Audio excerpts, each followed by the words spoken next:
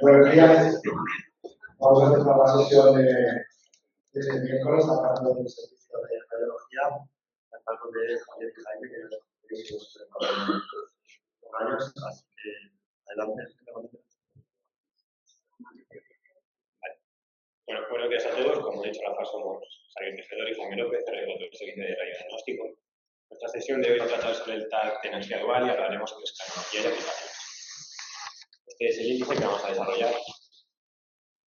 Vale, antes de comenzar, decir que aunque no es exactamente lo mismo, el TAC de energía dual se asemeja mucho al TAC central y TAC de energía, que se basan en la utilización de al menos dos niveles diferentes de energía para conseguir una mayor caracterización de los tejidos y lesiones. De forma muy resumida, comentar la historia del TAC comienza en los años 70 con su invención por el Dr. Hounsfield.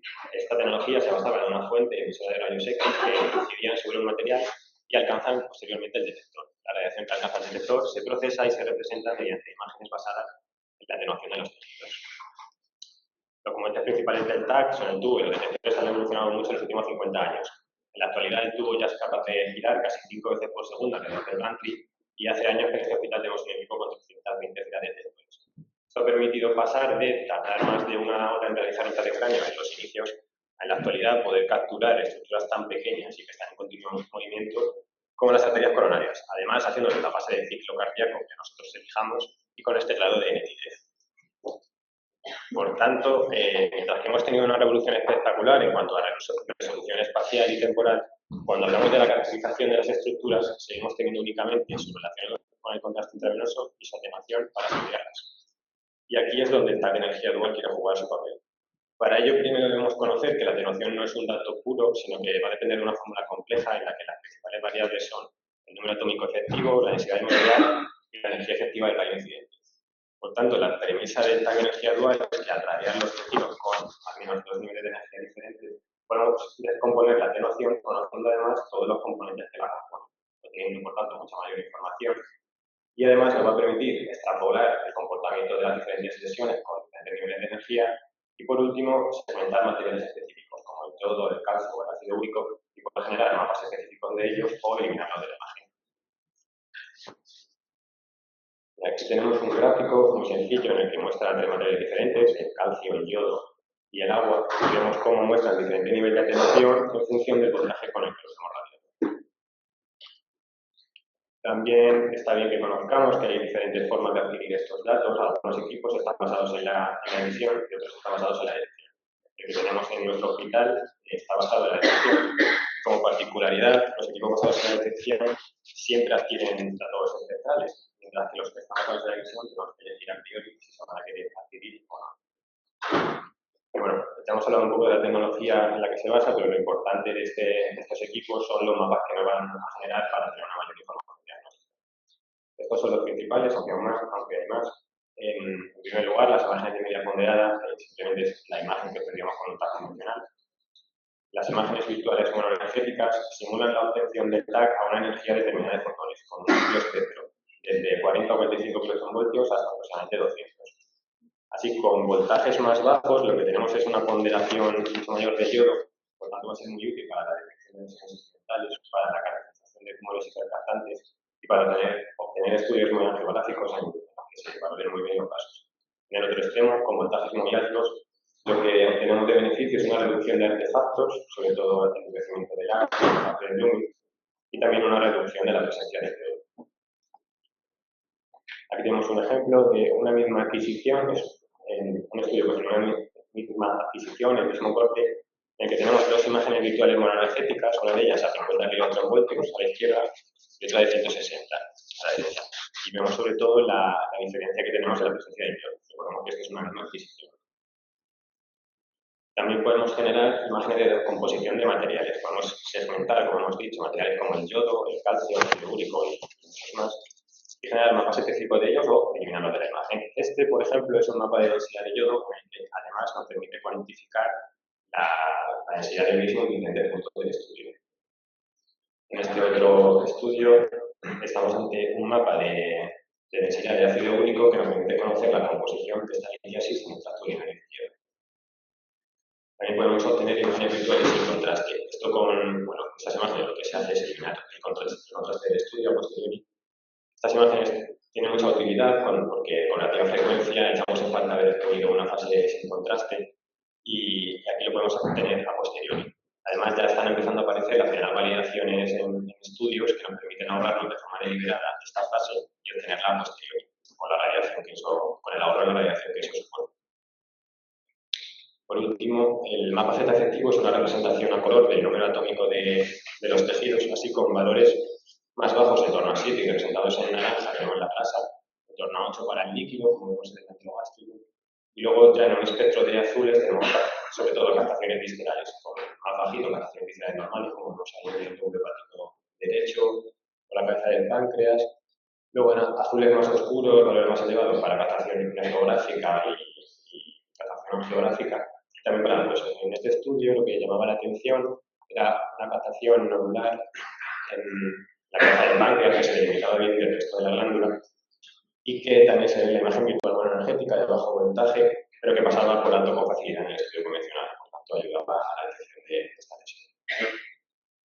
En cuanto a otras ventajas del TAC energía dual, son las siguientes. En primer lugar, la reducción del contraste helado que implanta algunos estudios de hasta un 30%, aunque esto va ligado a la optimización de los protocolos y a la utilización de inyectores inteligentes.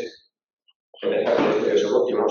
Como hemos dicho, tenemos las capacidades de ponderar mucho el yodo usando voltajes bajos. Por tanto, estudios moteados poco contrastados podemos hacer los diagnósticos de posterior. La reducción de la dosis de radiación en algunos estudios seleccionados a algunas indicaciones concretas. La reducción de algunos artefactos, sobre todo el rendimiento de la y una mayor tasa de detección de lesiones incidentales con mejor caracterización de las lesiones. En cuanto a las principales desventajas y limitaciones, tendríamos un coste elevado con respecto al convencional, una mayor complejidad técnica que además exige formación de técnicos que daremos mayor tiempo en el procesado por parte del cardiólogo, una limitación en las indicaciones clínicas bien validadas en la actualidad, requisitos de hardware específicos que no son tan fáciles de conseguir y una mayor dosis de radiación en la mayoría de los estudios. Vamos a ir comentando diferentes aplicaciones. Bueno, yo os voy a hablar de las distintas aplicaciones, ¿vale?, de ciencia estructural en los campos de la neuroradiología, la radiología musculoesquelética y la radiología abdominal. Obviamente, las indicaciones y las aplicaciones son incontables, así que voy a dar las breves pinceladas. En el caso de la neuroradiología, bueno, aquí tenemos un corte axial, ¿vale?, de un TAC cerebral a nivel del sistema supraventricular, en la que, bueno, pues podemos jugar con los parámetros del kiloelectronvoltaje, ¿vale? Porque si reducimos el kiloelectronvoltaje, nos permite una mejor delimitación de las estructuras que captan el dolor, ¿vale? Es decir, nos va a permitir valorar mejor los vasos intraarteriales, los vasos venosos y las estructuras que hipertenúan. Que en este caso, aquí, ¿vale? Esta es una imagen de un TAC con un kiloelectronvoltaje como a 70, que es similar a un TAC convencional. En cambio, aquí es una imagen con kiloelectronvoltaje a 40-45 que ha disminuido, en la que identificamos que hay las estructuras que hipertenúan, que captan contraste, están mejor delimitadas, como son los plexos coroideos o los senos venosos, ¿vale? Sin embargo, el precio a pagar es que tenemos un aumento del ruido y de artefacto de la señal.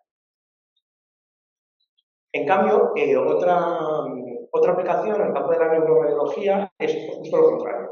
Si aumentamos el kiloelectronvoltaje, ¿vale?, disminuimos el artefacto y el ruido de la señal. Esto es especialmente útil en las estructuras intracraneales, en la cavidad cerebral y sobre todo en la fosa posterior. Porque la fosa posterior tiene una valoración subóptima del TAC convencional. ¿Por qué? Porque tiene artefacto por el movimiento del ar, porque está enclavada entre los dos primeros, ¿vale? Entonces, en esta imagen que tenemos aumentado los kiloelectronvoltajes, vemos que hemos disminuido el artefacto y el ruido por el movimiento del ar, y las estructuras de la fosa posterior, como son las cisternas precontinas, por ejemplo, se visualizan mejor. Vale. Otra aplicación importante, interesante, bueno, como ha comentado Jaime, son los mapas de elementos específicos, que bueno, creo que aquí por la resolución de la pantalla no se valora muy bien, pero bueno, esta es una imagen monoenergética, ¿vale?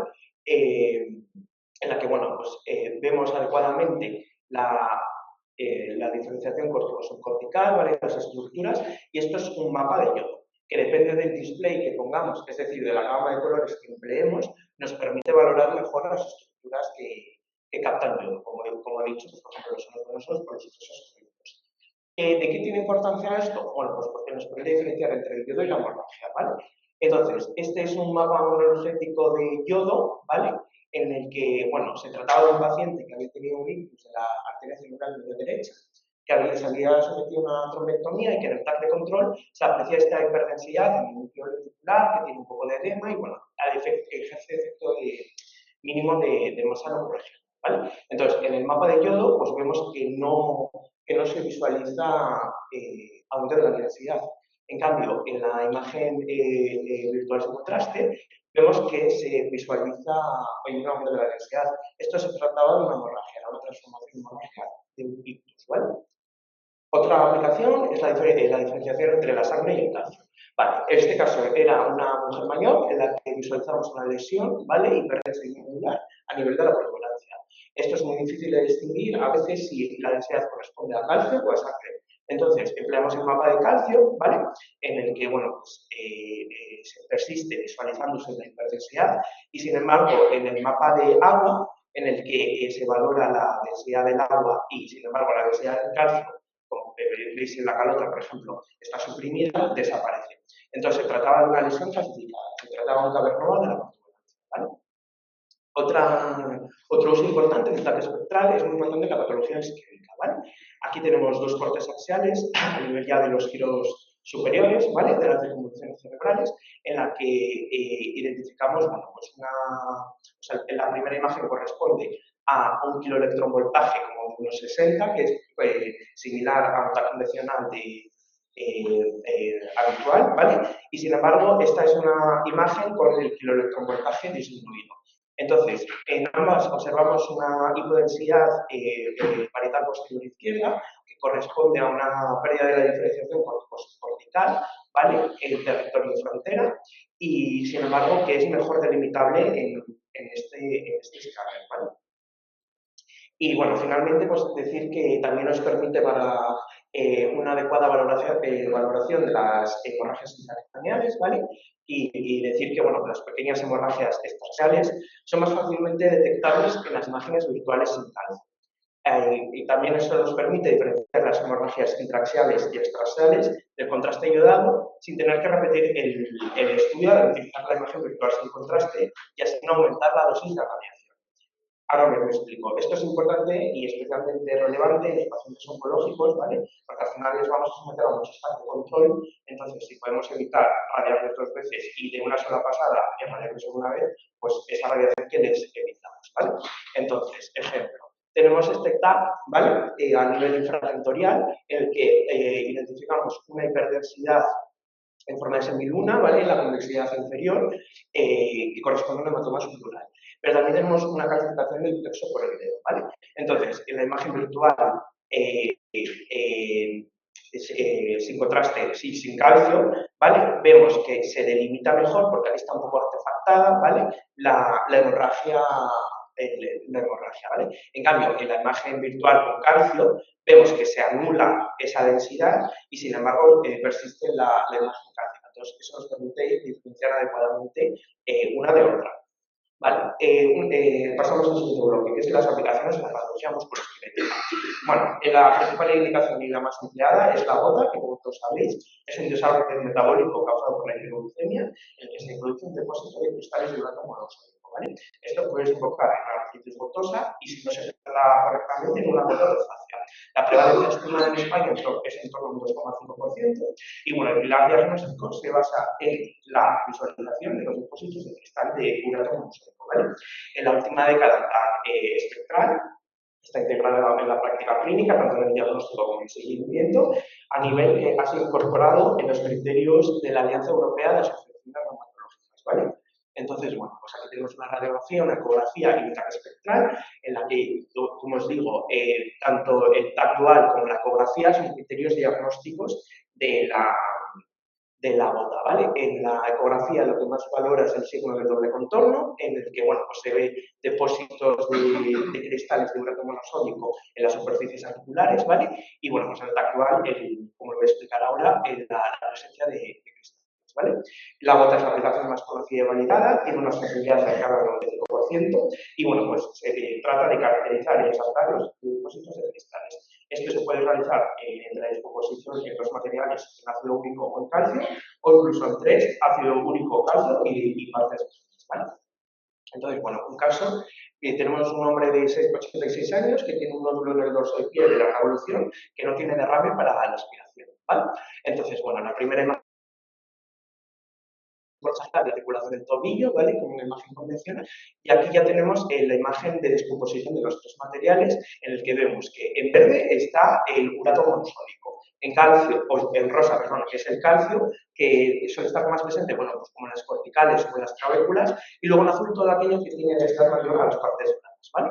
Entonces, esto se hace una superposición de la imagen convencional y de la imagen de descomposición, ¿vale? Y además nos hace una volumetría, una imagen en 3D, que nos permite, bueno, simple vista valorar y luego una adecuada monitorización cuando queremos comparar un estudio con otro, ¿vale?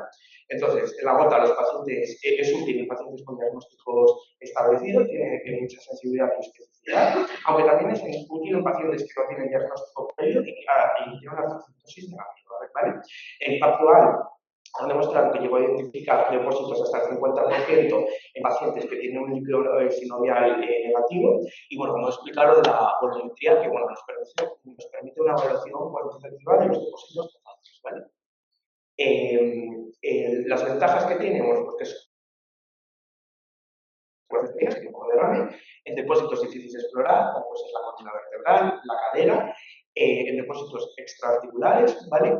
Nos permite realizar un seguimiento en los depósitos que, bueno, pueden persistir hasta 2 años en los que los pacientes que son receptores de ácido úrico, y luego se utiliza en diagnóstico de tumoraciones en partes blandas que localizadas en síntesis frecuentes, ¿vale? Bueno, pues en este caso era una tumulación del dorso de la mano, ¿vale? Que al principio se pensaba que era un sarcoma de partes blandas, pero, bueno, que se demostró que era un depósito de gota, ¿vale? Y, bueno, pues los pitfalls que puede tener esta prueba, y por los que no son especialmente útiles en esta serie de pacientes, son en las gotas de reciente instalación, en aquellos pacientes con niveles bajos de ácido úrico, en la gota de autofagia, y luego hay que tener en cuenta que la sensibilidad de la prueba aumenta según el tipo de evolución. Está demostrado que es mucho más sensible en aquellos pacientes que tienen una evolución mayor de 24 semanas y es poco sensible en aquellos que tienen menos de 6 semanas de evolución, ¿vale? Y además hay que tener en cuenta que normalmente el TAC codifica precisamente como gota la piel, la nariz, las callosidades, los lechos uveales, los tejidos superior ortoplastia y los tendones flexores y peroneos. Vale, sí, para acabar de las aplicaciones musculoesqueléticas, simplemente una pincelada de la pseudogota, que todos sabéis que es una artropatía aguda monoarticular por depósito de cristal de fosfato cálcico deshidratado, ¿vale? Y que, bueno, pues la utilidad del TAC espectral es demostrar la ausencia de cristales de urato monosódico y la presencia de depósito de calcio, ¿vale? Tiene sensibilidad menor que la gota, pero es mayor que la radiografía convencional. Vale, pues en este caso vemos que aquí hay un depósito de calcio, ¿vale? En el menisco lateral, ¿vale? Y sin embargo aquí tenemos un depósito de urato monosódico. Bueno, pues se trata de un paciente con pseudogota y este es un paciente con gota. Vale. Finalmente, las aplicaciones en radiología abdominal. Bueno, esto sí que es innumerable porque en la cavidad abdominal y en la pelvis hay incontables órganos y sistemas. Y todas estas son de las aplicaciones, una parte de ellas que se pueden mencionar.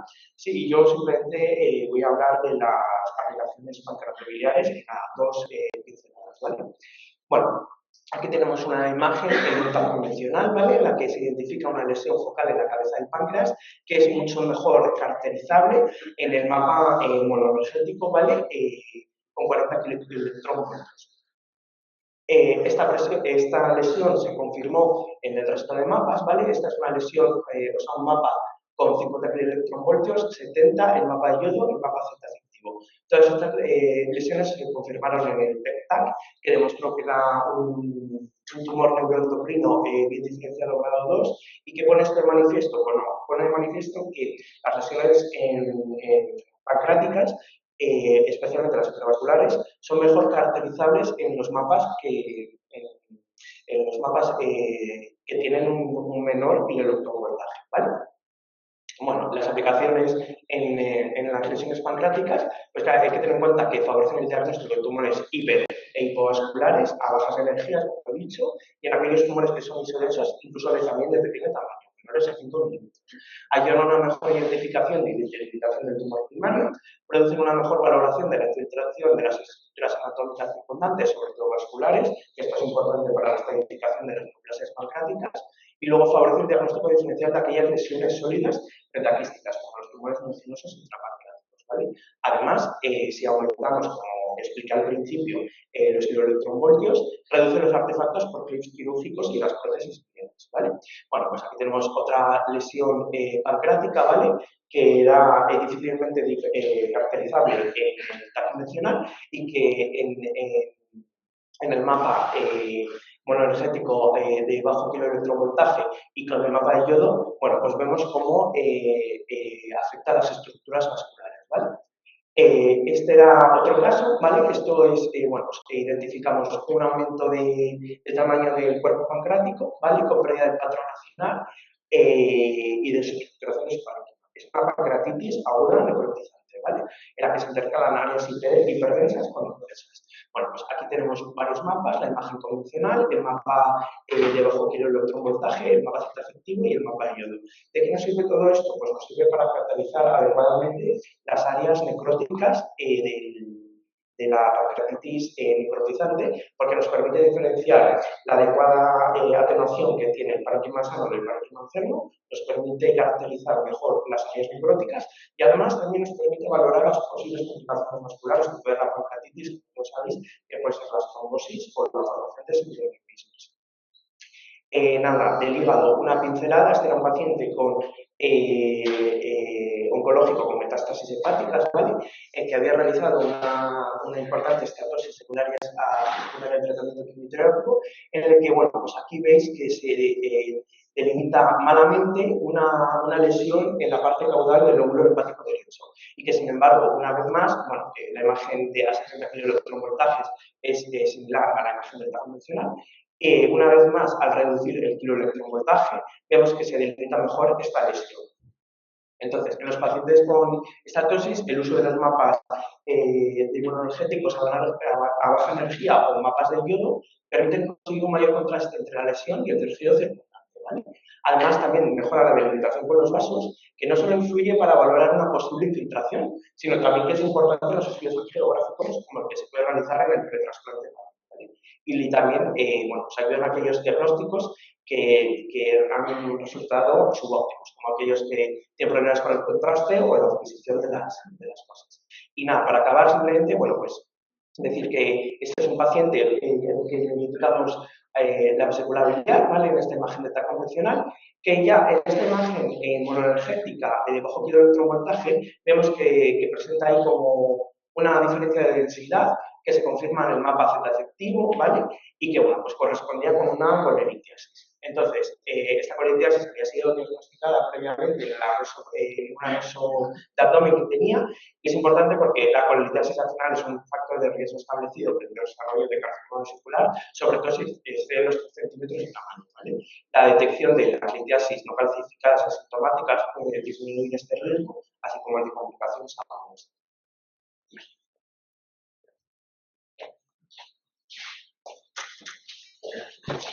Vamos a seguir con las aplicaciones de radiología torácica. De igual manera que en el resto de las partes del cuerpo, cada mapa genera de tecnología web de una aplicación. Para la creación del miocardio, sobre todo las imágenes virtuales monoenergéticas, el mapa de yodo y el mapa Z efectivo. Además, el mapa Z efectivo nos guía bastante la caracterización de test crónicos segmentarios. Los mapas de yodo no agua son muy útiles para la elaboración de la red de los stents y disfunciones renales crónicas. Las imágenes virtuales sin contraste para caracterizar placas calcificadas, hematomas intramolares con diagnóstico. Las imágenes virtuales monoenergéticas de alto voltaje para reducir artefactos, como comentado, las imágenes virtuales monoenergéticas de bajo voltaje también para la patología oncológica. En primer lugar vamos a ver 3 aplicaciones muy concretas. Esta primera se ha descrito un umbral de 2,5 mililitros de densidad de yodo en la parte proximal de oclusiones crónicas para predecir angioplasia fallida. La segunda aplicación concreta que vamos a ver, otro umbral, menos 144 unidades Hounsfield en el tejido graso pericoronario en imágenes virtuales monoenergéticas de bajo voltaje para predecir estenosis coronaria significativa versus no significativa. Y una densidad de yodo de 1,3 miligramos mililitro en la orejola de la aurícula izquierda para diferenciar entre la presencia de un trombo o de flujo lentecido, que es algo que con mucha frecuencia nos genera la seta convencional. En cuanto a la valoración del miocardio, el tag de Hermann sí que ha supuesto un significativo paso adelante. Como no es la imagen de arriba a la izquierda, es una imagen de tag convencional en la que poco se puede decir del miocardio. Sin embargo, la imagen de arriba a la derecha, que está superpuesta con un mapa de densidad de yodo, sí que se observa con bastante claridad el efecto de la captación en el segmento inferior lateral basal. Además, esto nos lo refuerzan otros mapas, como son los del mapa Z efectivo y la imagen virtual monoenergética de bajo voltaje, que tenemos abajo de densidad de yodo, en el que también aparece con bastante claridad este defecto de la captación en la localización que hemos comentado y que de nuevo no se apreciaba en el tag convencional. Esta otra aplicación, en la imagen de la izquierda, un tag convencional, sería una lesión nodular focal en la región ventrículo izquierdo que puede generar dudas de si se trata de un trombo en la lesión ventricular o si es una estructura anatómica como un músculo papilar. Y que en el mapa de densidad de yodo de la derecha muestra una ausencia completa de captación de contraste, por tanto no va a brindar más a que se trata de un trombo. Esto posteriormente se confirma. En este mismo estudio, unos cortes más arriba, también el músculo papilar, del que poco se puede decir en la imagen del tag convencional a la izquierda, y el mapa de densidad de yodo, de nuevo, está mostrando una ausencia de captación. Entonces, nos orienta a una isquemia del epitimo. Además, con el adelanto tecnológico que supone esta energía dual, también se pueden obtener mejores imágenes en cuanto a reacción con contraste, como la imagen que tenemos a la izquierda, que es muy útil para la caracterización de los miocardio, sobre todo en el contexto de infartos antiguos, como por ejemplo en el caso de aquí que tenemos un realce probablemente superior al 50% en cada lateral a nivel medio vertical y que puede hablar incluso de escasa probabilidad de viabilidad del miocardio. Y en la imagen de la derecha también nos permite el cálculo del volumen extracelular, que va a ser muy útil para la identificación de fibrosis intersticial miocardio. Otro punto en el que el TAC de energía sí que ha demostrado ser superior a los convencionales en la caracterización de la luz de los stents, que con mucha frecuencia son informados como no valorables en el TAC convencional y que aquí sí que podemos aportar algo más, sobre todo gracias al mapa de yodo no agua. Como vemos en la imagen del medio, sí que se ve de forma bastante clara una hipodensidad en el interior del stent en relación con hiperplasia nivetimada y estenosis del mismo. Además, las imágenes virtuales monoenergéticas de bajo voltaje, como las vemos abajo a la derecha, nos permiten, en la evaluación de las coronarias, la reducción del artefacto de endurecimiento del ACE en el caso de los stents y de Blooming en el caso de placas calcificadas, por lo que van a aportarnos esa información. Para la elaboración del test crónico subsegmentario de pequeño calibre muy distal, es muy útil la revisión del mapa Z efectivo y el mapa de densidad de yodo, ya que nos van a alertar, como en este caso, de defectos en la perfusión, triangulares y periféricos, que después podemos ir a buscar en la luz de los pasos en el estudio convencional para ver efectivamente este test crónico subsegmentario. Y por último, en cuanto a aplicaciones en patología oncológica, sobre todo destaca en el contexto de nódulos metastásicos, ya que se ha publicado un aumento precoz en la densidad de yodo de estos nódulos con respecto a su tamaño cuando van a empeorar o se manifiestan. Por tanto, esto unido a sistemas de detección automática que nos alerten de estos cambios podría generar un adelanto en el cambio de la terapéutica. Vale. Y por último, vamos a hablar del futuro, que será el TAC de conteo de fotones, que será el próximo paso. Con respecto al TAC convencional, el cambio en la tecnología se da a nivel del estentizador. La estentización es un paso previo a la detección, en el que un material de cerámica recibe la radiación ionizante y genera un impulso lumínico que se conduce a través de los septos hasta el detector propiamente dicho.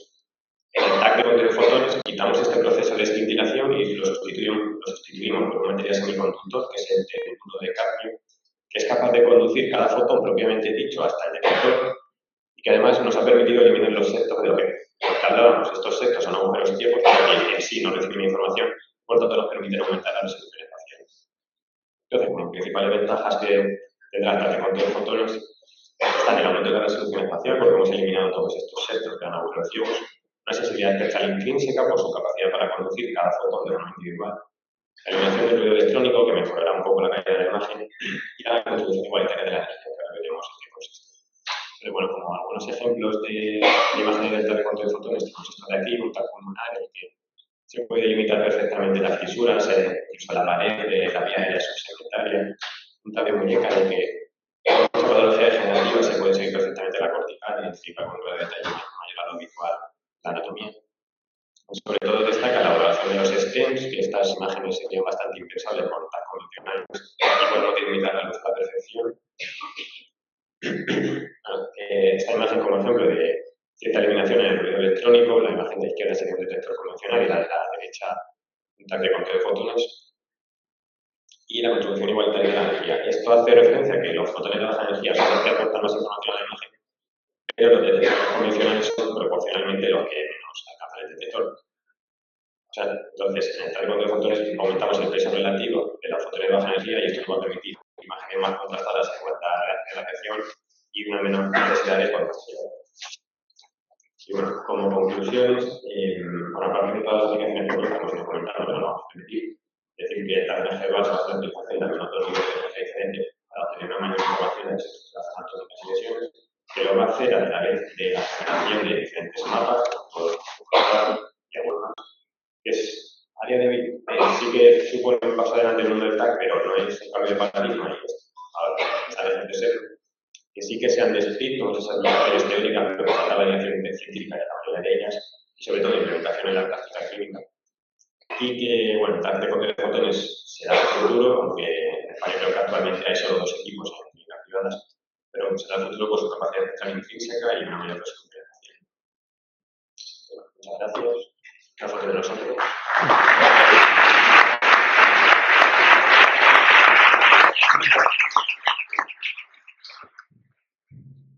No necesito algún comentario.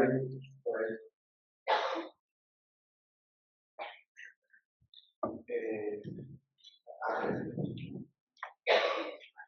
Laura, yo quiero preguntar, eso es tomando más tecnología, pero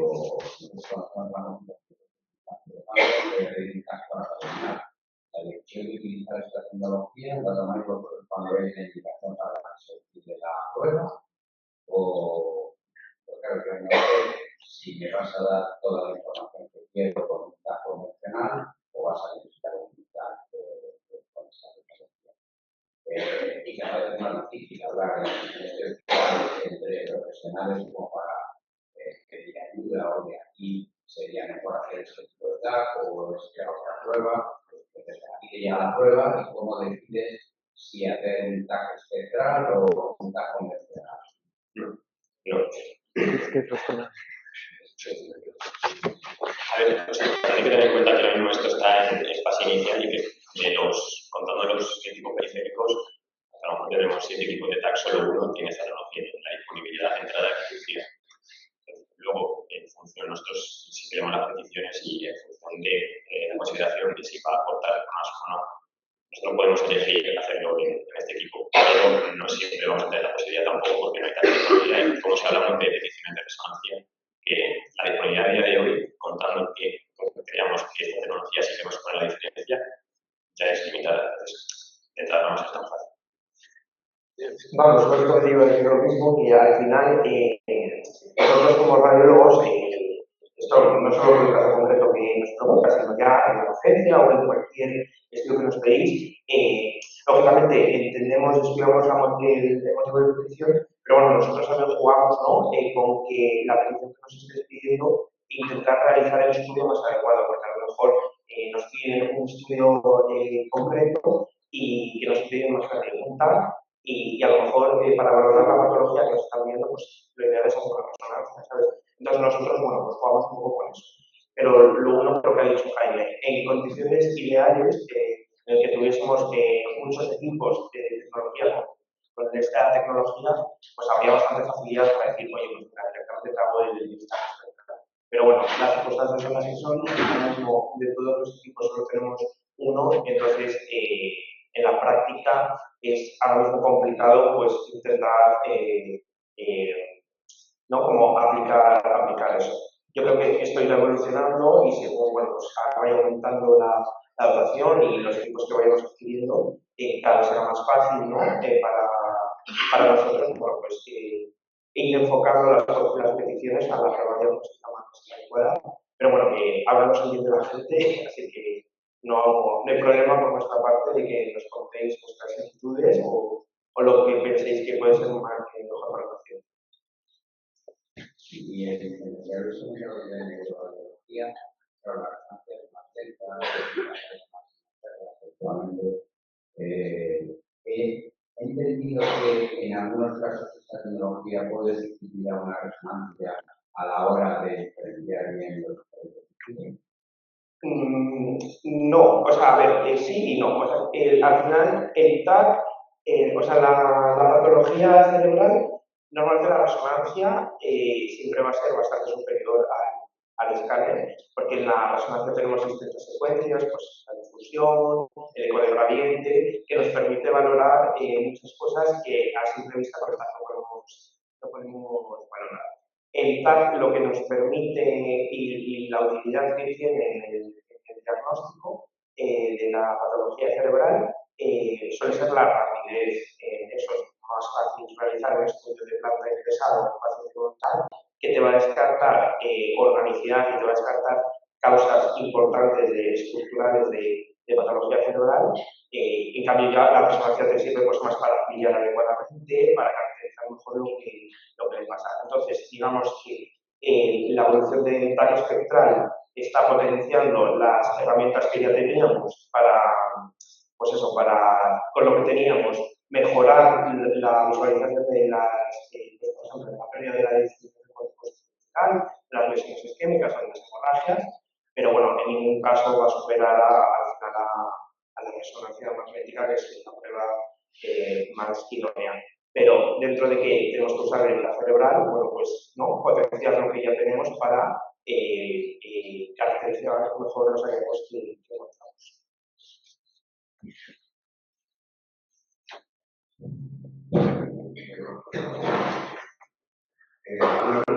¿Alguna pregunta? Nada, pues como he dicho, enhorabuena por la sesión. Muchas gracias. Y a la